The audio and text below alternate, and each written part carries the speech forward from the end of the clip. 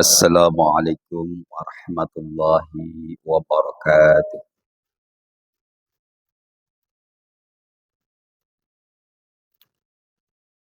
Alhamdulillah alladzi la haula wa la quwwata illa billah. Ashhadu an la ilaha illallah wahdahu la syarika lah. Wa ashhadu anna sayyidana Muhammadan abduhu wa rasuluhu la nabiyya ba'dah. Wassalatu wassalamu ala rasulillah Sayyidina Muhammad ibn Abdillah wa ala alihi wa ashabihi wa man wala amma ba'd. Hadratul mukarramin, para alim, para ulama, para guru, para kiai, wabil khusus DKM Masjid Jami' Ar-Rahmah berserta seluruh jajarannya. Semoga senantiasa Allah berikan kesehatan dan keberkahan sehingga mereka semua dapat berkhidmat untuk masjid tercinta ini. Yang saya hormati jamaah salat subuh berjamaah, mudah-mudahan juga dimuliakan oleh Allah Subhanahu wa taala. Melanjutkan ta'lim kita pada bulan puasa tentang sirah nabawiyah. Akhir-akhir ini belajar sejarah ternyata penting.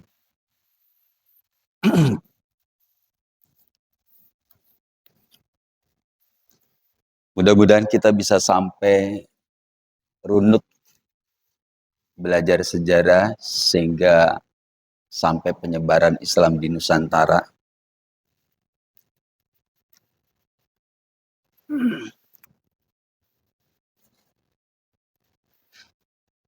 Adapun kitab yang saya bawakan, saya baca adalah kitab Nurul Yakin.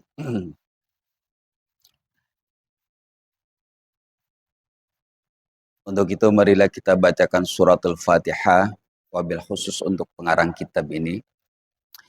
Ila hadratin Nabil Mustafa Muhammadin sallallahu alaihi wasallam wa ala alihi waswaji wa dzurriyyati wa ahli baitihil kiram.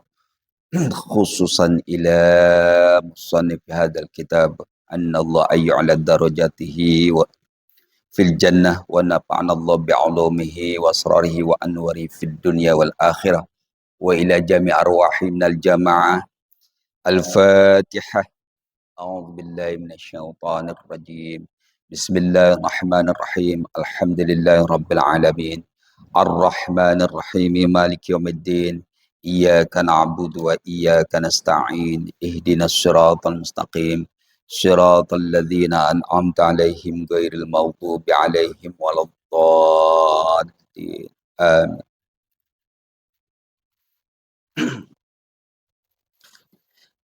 Allahumma salli ala sayyidina Muhammadin tibbil qulubi wa dawaiha wa afiyatil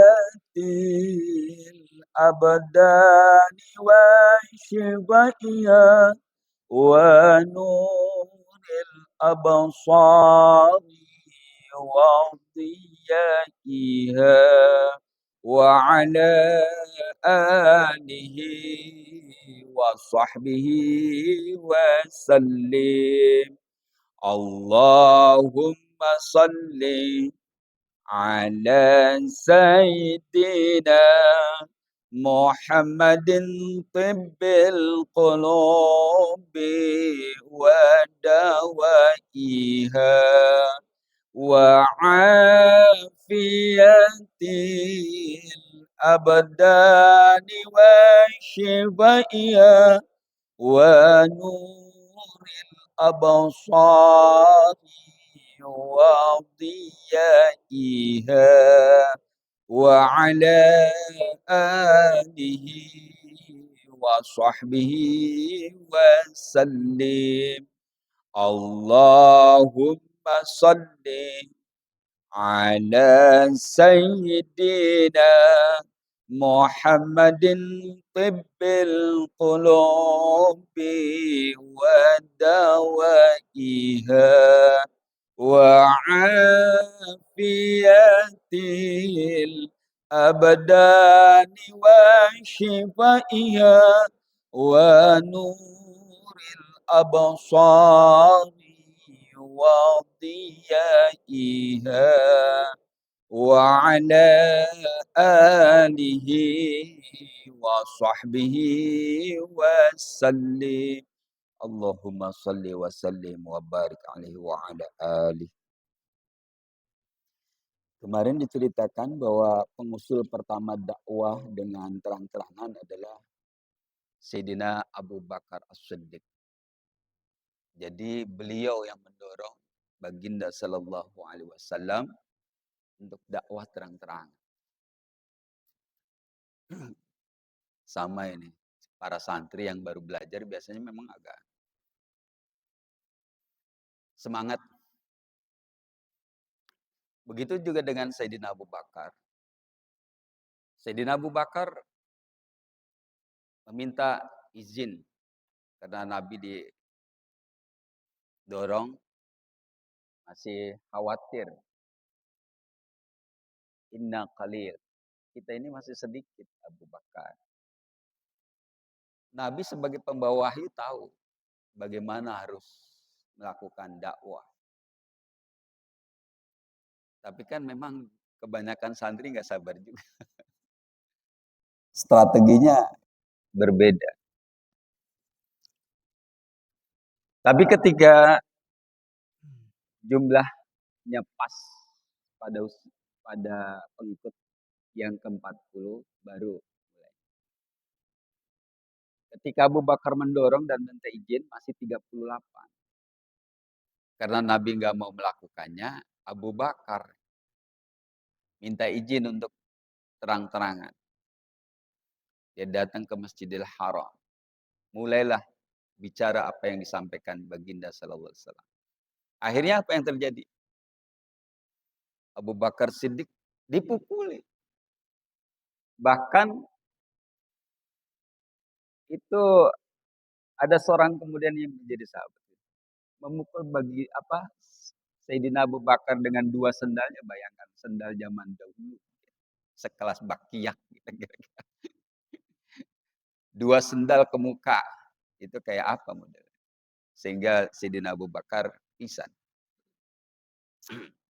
Jadi mulailah setelah 40 dan yang terakhir di antara 40 itu yaitu Sayyidina Umar. Jadi energi. Apalagi Sayyidina Umar. Orang pemberani. Akhirnya dengan 40 orang dan ditutup dengan Sayyidina Umar ini, akhirnya mulailah dakwah terang-terang. Dan memang tidak ada yang berani dengan Sayyidina Umar. Kalau Sayyidina Abu Bakar, hajar langsung. Sayyidina Umar gak ada yang berani. Orang paling tutup kuping.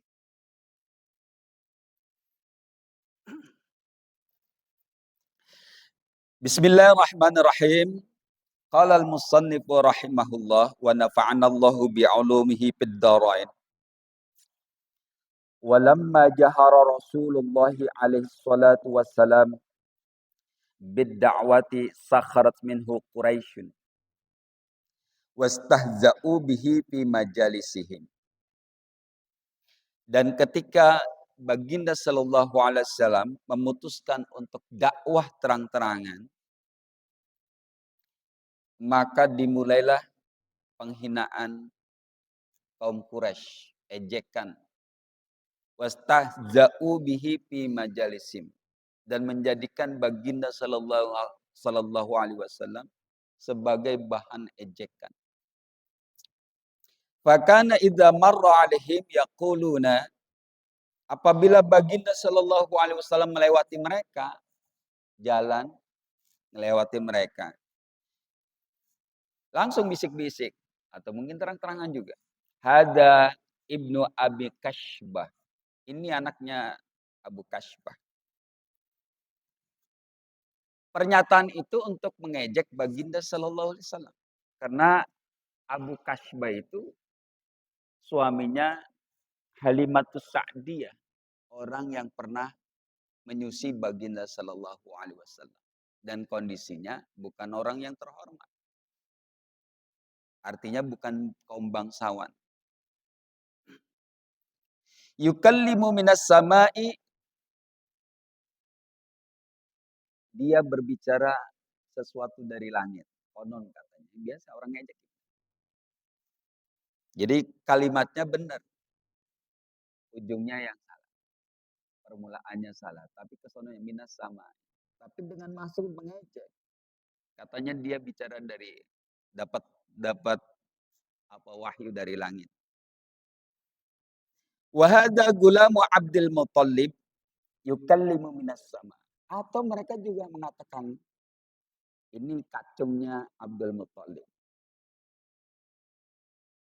Padahal mereka tahu kalau baginda sallallahu alaihi wasallam itu ponakan. Tapi dibilang gula, kacung, jongos.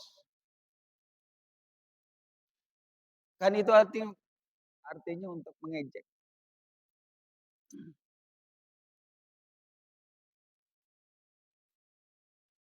Yukallimu minas sama. Dia berbicara mendapat wahyu dari langit. La yaziduna ala dzalik. Tidak pernah lebih. Ejekannya kayak gitu model. Terus. Jadi itu lagi. Falamma aba alihatihim. Falamma aba alihatahum. Wasaffaha uqulahum. Wa qala lahum. Wallahi ya qauma. Laqad khalaqtum dina abikum Ibrahim. Sarat fi ru'usim hamiyatul jahiliyati ghairatan ala tilkal aliha allati kana ya'baduha aba'uhum. Dan ketika Nabi mulai berbicara aba, mencaci, mengungkapkan aib Tuhan-Tuhan mereka, menjelek-jelekan. Wasaffaha, dan merendahkan orang-orang yang dianggap pandai di kaum Quraisy. Seperti Abu Jahal itu, orang Quraisy menyebutnya Abul Hakam. Bapak yang cerdas. Tapi istilah Abu Jahal diterapkan oleh umat Islam untuk membalikan ejekan.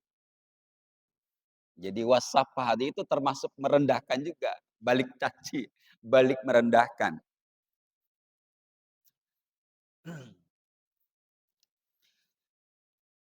Wa qala lahum, dan baginda bersabda, wallahi demi Allah, ya kaum, hai kaumku, laqad khalaqtum dina abikum.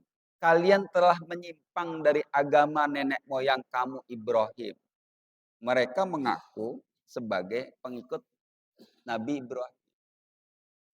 Dan Nabi menyatakan, demi Allah kalian sudah menyimpang. Tetapi apa yang ada? Sarat fi ru'usihim hamiyatul jahiliyah. Begitu dibilang menyimpang, mulai muncul ego jahiliyahnya. Yes.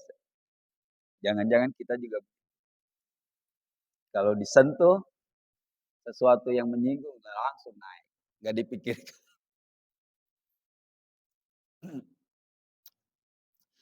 Ala tilkal aliha, jadi kalimat-kalimat yang mengejek Tuhan-Tuhan mereka yang disembah oleh nenek moyang mereka. Fadhahabu ila ammihi, karena pengak ya, kuping mereka panas. Maka mereka menemui pamannya Abi Thalib, Sayyidu Bani Hashim, yang merupakan tokoh Bani Hashim, alladhi akhadha ala nafsihi himayatuhu min aidi a'daihi, yaitu tokoh di mana sebagai sosok orang yang melindungi baginda sallallahu alaihi wasallam dari siapapun yang akan menyakiti beliau. Jadi penjagaan Abi Thalib posisinya sebenarnya bangsawan tapi nggak kaya. Tapi kebangsawanannya amat dihargai oleh orang Quraisy. Fatalabu minhu ayyukhalliya bainahum wa bainahu aw yakuffuhu amma yaqul. Mereka datang untuk memutuskan jaminan antara dia dan baginda sallallahu alaihi wasallam. Jadi mereka udahlah biarkan. Atau kalau tidak, hendaknya Abu Thalib melarang baginda sallallahu alaihi wasallam menyampaikan sesuatu tentang Islam. Jadi nggak boleh. Kalau mau selamat, udah tahan. Atau situ lepaskan jaminan. Jadi nggak berani juga sebenarnya. Jadi kalau orang ini kan sikat aja urusan belakangan. Ini harus izin dulu.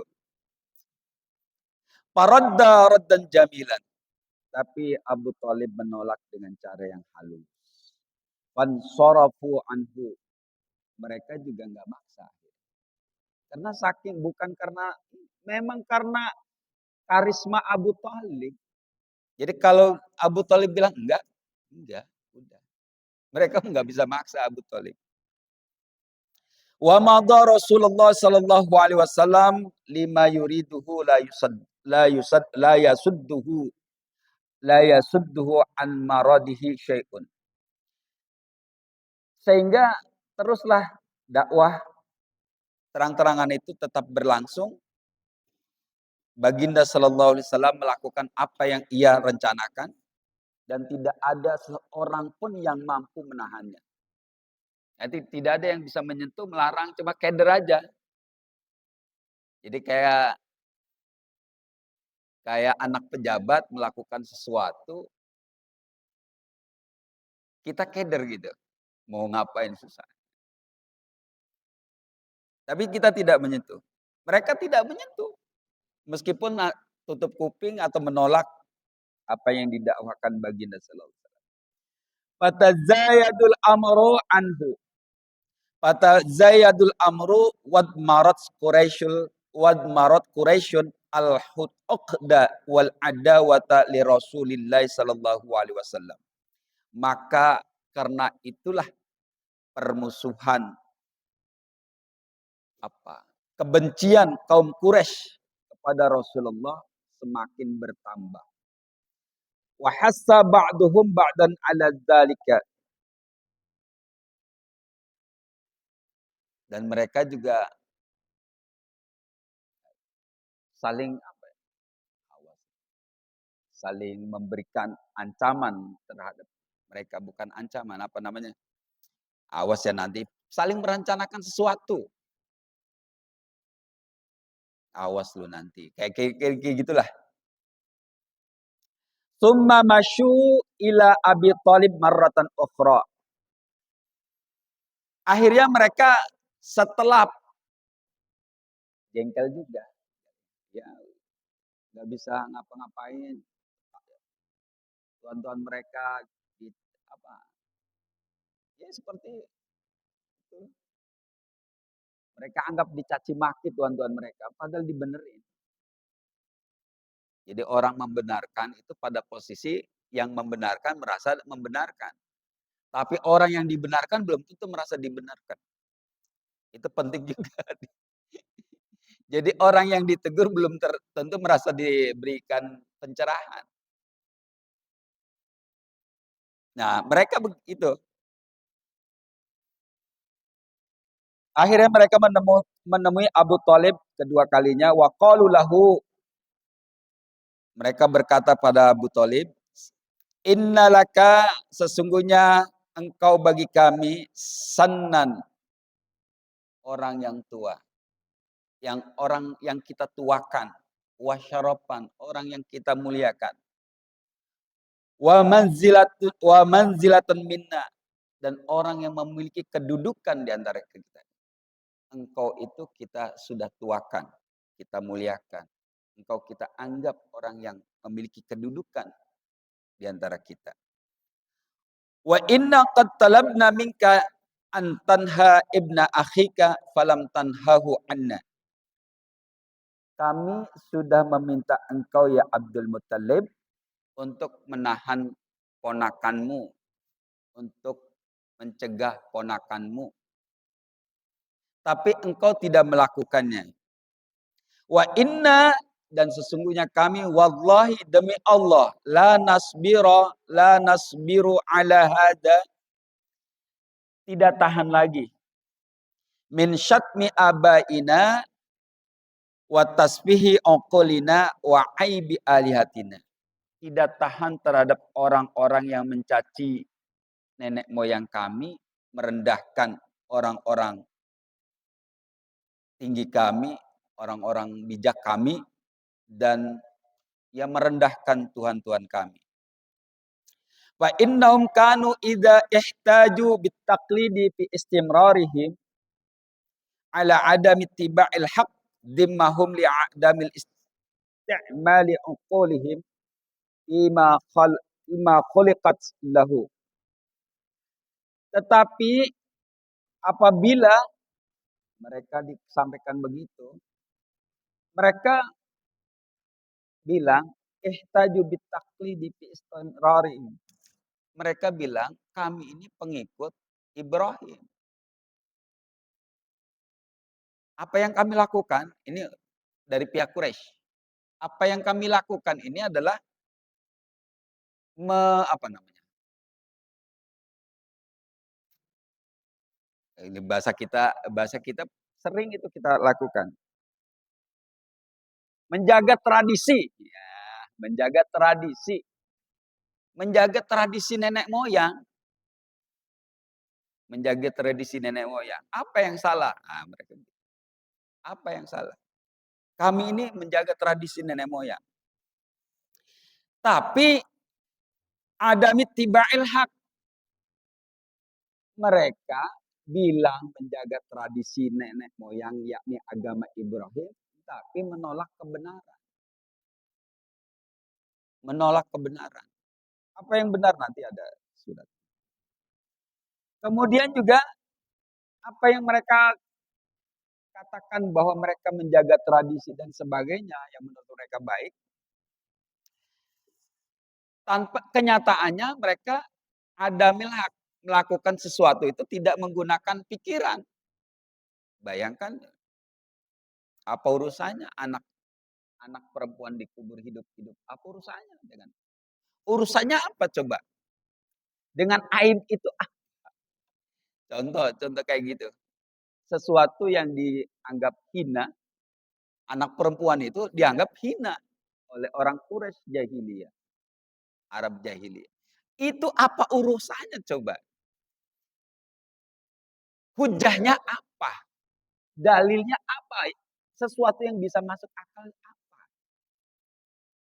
Jadi seorang Quraisy ketika menerima istrinya melahirkan anak perempuan, itu mukanya merah, malu. Nah malunya itu karena apa? Coba bayangkan itu. Kan nggak masuk akal. Artinya otak mereka nggak dipakai, ngikut aja. Malunya kenapa? Apa mereka nggak kepikiran kalau seandainya semua wanita yang dilahirkan dikubur hidup-hidup, suatu dekade nggak ada wanita, itu mereka mau ngapain? Itu kan artinya mereka nggak menggunakan pikiran dalam menetapkan sesuatu. Qala ta'ala fi suratil Baqarah, Allah berfirman dalam surat Al-Baqarah, wa idza qila lahum ittabi'u, dan apabila dikatakan kepada mereka ikutlah ikutilah ma anzalallahu, apa yang diturunkan Allah, qalu bal nattabi'u ma alfaina alaihi aba'ana. Kami mengikuti apa yang sudah dikerjakan bapak-bapak kami. Kami ngikut Nabi Ibrahim. Awalau kana aba'uhum la ya'qiluna syai'an wa la yahtadun. Apakah mereka tetap akan mengikuti nenek moyang mereka meski la ya'qilun, meski mereka tidak mengetahui sesuatu wala yahtadun dan tidak mendapat petunjuk. Oke, tapi kalau mereka salah gimana? Oke, situ situ ikut ikut nenek moyang. Tapi kalau mereka salah gimana? Nah, kalau terjadi diskusi masih mending, salahnya di mana? Kan masih mending. Tapi biasanya kalau udah disampaikan begitu langsung naik egonya. Kalau ditanya salahnya di mana terjadi diskusi. Wa qala fi suratil Maidah dan Allah berfirman di surat Al-Maidah, wa idza qila lahum ta'alu ila ma anzalallahu wa ila rasuli, dan apabila dikatakan kepada mereka marilah ikut kepada yang diturunkan Allah dan kepada yang diturunkan kepada apa yang diturunkan Allah dan kepada apa yang disampaikan Rasul. Qalu, mereka menjawab, hasbuna ma wajadna alaihi aba'ana. Enggak, cukup cukup tradisi yang sudah berlaku. Cukup yang udah ada, yang sudah ada. Cukup apa yang kita lihat, cukup cukup. Awalau kana aba'uhum la ya'lamuna syai'an, apakah mereka tetap akan begitu seandainya nenek moyang mereka tidak mengetahui sesuatu, wala yahtadu, dan tidak mendapat petunjuk. Wa qala fi surati Luqman, wa idza qila lahum attabi'u ma anzalallahu qalu bal nattabi'u ma wajadna alaihi aba'ana. Dan apabila dikatakan kepada mereka ikutlah pada apa yang diturunkan Allah, mereka menjawab, tidak, kami ikut apa yang sudah ada pada bapa kami, apa yang kami dapati pada nenek moyang kami. Awalau kana syaitanu yad'uhum ila adzabis sa'ir. Ini akhirnya nenek moyang itu dianggap setan oleh Allah. Apakah jika setan-setan itu mengajak kepada azab yang pedih? Maksudnya setan ini nenek moyang yang selalu jadi andalan. Lagi-lagi nenek moyang, lagi-lagi nenek moyang. Ya apakah kalau seandainya mereka mengajak ke neraka ikut juga? Bahkan dengan bahasa setan. Ini bentuk-bentuk aiba abaihim. Jadi merendahkan sapiha ukul. Ini bentuk-bentuk yang mereka anggap sebagai merendahkan orang-orang bijak mereka. Padahal ini firman juga. Firman Allah. Allah yang merendahkan. Allah berhak merendahkan siapapun. Semua di hadapan Allah hanya makhluk. Hanya ciptaannya. Pencipta boleh merendahkan siapapun. Jadi kalimat Al-Quran ini dipahami seperti itu. Jadi kalau asyaiton itu mereka dianggap asyaiton, ya, yang bicara adalah Allah yang menyampaikan Rasul. Tidak ada sesuatu apapun di muka bumi di hadapan Allah selain makhluk.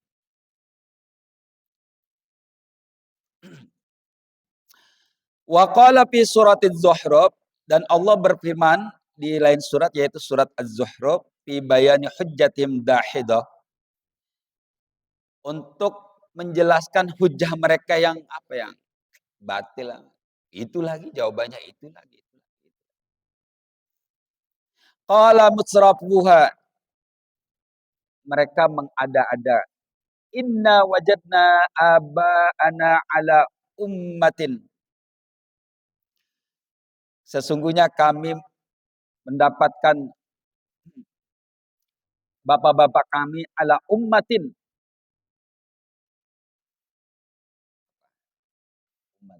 lurus. Jadi mereka bilang, kami lihat nenek moyang kita bagus, lurus. Jadi kami mengikuti nenek moyang. Wa inna ala asarihim muqtadun. Dan kita ini hanya mengikuti. Ini dalil-dalil seperti ini. Kita ini hanya ikut. Makanya kalau dalam iman itu perkara ittiba harus bil burhan. Ikut harus dengan pengetahuan. Nggak boleh taklid. Taklid boleh bagi yang bodoh. Nah, bagi yang bodoh. Yang bodoh itu apa? Orang yang tidak memiliki akses terhadap pengetahuan. Jadi kalau di masjid ada taklim, maka kalau di lingkungan itu ada taklim, maka orang itu tetap tidak bisa dianggap dimaklumi sebagai taklid. Jadi kalau di suatu wilayah, menurut Imam Syafi'i, ada taklim, maka orang itu kalau tidak mengetahui sesuatu tentang syariat, itu udah haram. Kecuali di wilayah itu tidak ada taklim. Mau hadir atau tidak, urus saja itu urusan dia. Tapi kalau di tempat wilayah itu ada taklim, lalu mereka tidak mengikutinya, sehingga mereka bodoh, itu bodohnya haram. Bodohnya haram, taklidnya haram. Orang yang boleh taklid itu orang yang tidak memiliki akses.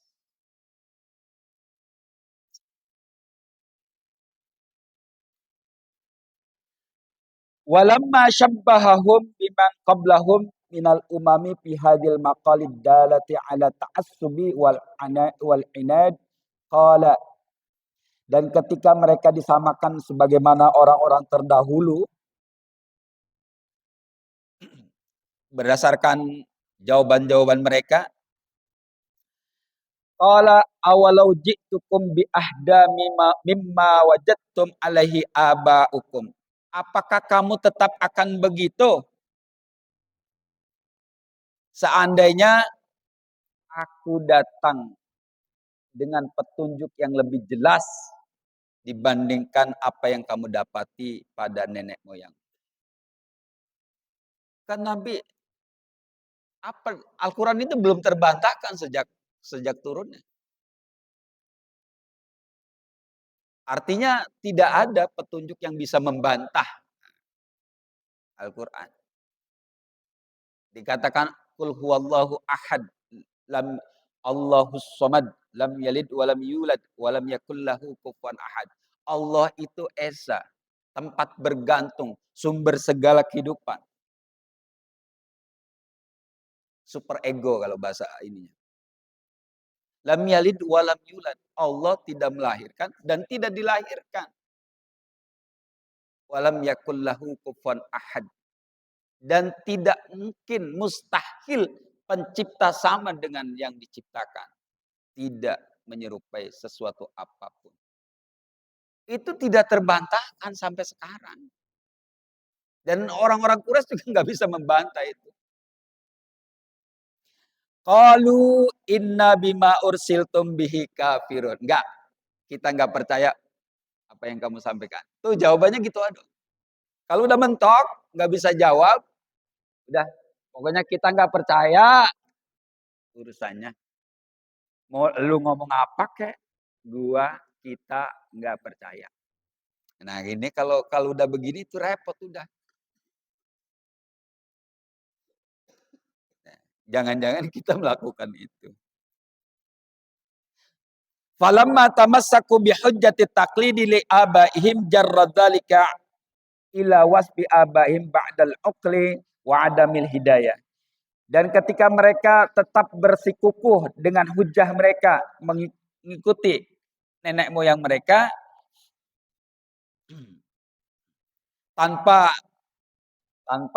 pikiran, tanpa mencoba memikirkan dan tanpa petunjuk yang benar, fahajadzalika azzanahum wa qala li Abi Thalib. Mereka terus terang menolak dan mereka datang lagi ke Abi Thalib, imma antakaffahu aw nunazilahu wa iyyaka fi dzalika hatta yahliku ahadal fariqaini. Akhirnya mereka dengan sangat keras dengan mengatakan, ente lepaskan, ente tahan, atau kami yang akan menghabisi Muhammad. Wa iya kefidzalika. Itu pilihannya. Sampai kami ada yang binasa. Jadi kalau bahasa kitanya, ente tahan atau aneh yang urus. Sampai Muhammad yang tewas atau kita yang tewas. Begitu. Jadi udah ini piperi koloso, udah tingkat tinggi, udah urusan mati. Suman sorofu. Lalu mereka pergi. Ini ancaman ini udah nggak pakai dialog. Datang, udah, ya Abu Talib, ente tahan Muhammad atau kami yang akan menghabisi. Atau kami terjadi sesuatu yang bisa Muhammad yang tewas atau kita yang mati. Fa'udima ala Abi Talib firaqu qaumihi. Dan ketika kaum mereka meninggalkan Abi Talib merasa berat setelah itu. Walam yatub nafsan bi khidlani abi akhihi faqala lahu. Tetapi Abi Talib tidak tega menyampaikan apa? Tidak tega juga melihat Baginda sallallahu alaihi wasallam susah atau dicaci. Akhirnya Abu Talib berkata kepada Baginda sallallahu alaihi wasallam, "Yabna akhi, hai ponakan, innal qauma ja'uni faqalu li kada." Sesungguhnya orang-orang tadi itu datang kepadaku dengan mengatakan begini. Tidak diceritakan begini. Fa'abqi ala nafsika. Hati-hati dengan dirimu. Hati-hati. Kalau kita, hati-hati ya Muhammad. Wala tahmilanni minal amri ma la atiku. Dan jangan kamu membebani sesuatu yang aku tidak sanggup. Jadi Muhammad, hati-hati. Mereka sudah mulai mengancam. Jangan engkau membebani saya sesuatu yang saya tidak bisa tanggung. Fadhanna Rasulullah sallallahu alaihi wasallam anna ammahu khadiluhu. Faqala. Ketika itu disampaikan kepada Baginda sallallahu alaihi wasallam, Baginda sallallahu alaihi wasallam donna mengira pamannya sudah mulai lepas tanggung jawab. Maka beliau berkata, "Wallahi ya ammi, demi Allah ya pamanku, law wada'u syamsa fi yamini." Seandainya mereka meletakkan matahari di kananku, wal qamara fi yasari, dan bulan di kiriku, ala an asraka hadal amra, untuk meninggalkan urusan ini, ma fa'altu, aku tidak akan melakukannya, hatta yadharahullahu, sampai Allah meninggikan agama ini, au ahlika dunahu, atau aku yang hancur, atau aku yang mati. Jadi kalau kaum Quraisy bilang urusannya mati, Baginda sallallahu alaihi wasallam sama, sudah nekat. Agama Islam hidup atau saya yang mati, urusannya udah gitu. Summa baka wa walla. Setelah mengatakan begitu, Baginda nangis. Nangisnya bukan karena berat urusannya, bukan, karena sedih. Dia mengira pamannya melepaskan tanggung jawab. Sudah mulai melepaskan tanggung. Wa walla, lalu pergi. Melihat itu, faqala Abu Talib. Abu Talib berkata, "Aqbil ya ibni akhi." Balik. Jadi Baginda ngambek lah itu. Jadi Baginda sedih, langsung pergi. Begitu pergi, akbil.